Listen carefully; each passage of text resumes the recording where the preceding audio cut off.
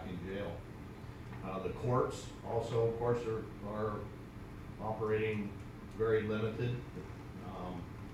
And so without the courts sanctioning people into jail, that has an effect on the population.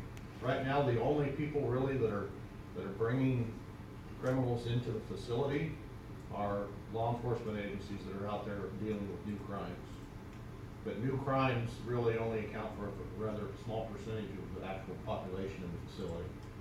And when you calculate in the fact that we've been dealing with COVID and we've been taking extra precautions to avoid bringing COVID into the facility, and as part of that precautionary step, we essentially drained the population down to below 50% of what it normally is.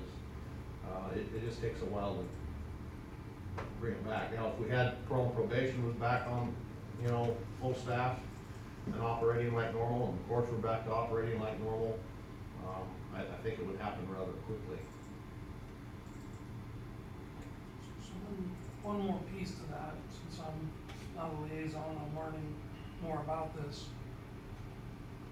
The current setup of the jail has a lot of isolated people as they come in.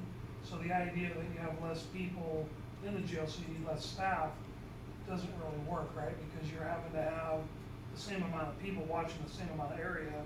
You just have less inmates in those areas. But you can't just leave them unattended.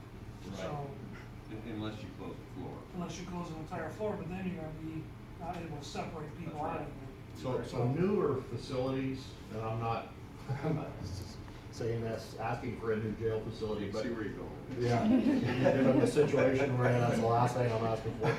But the, new facilities have what they call a pod style, of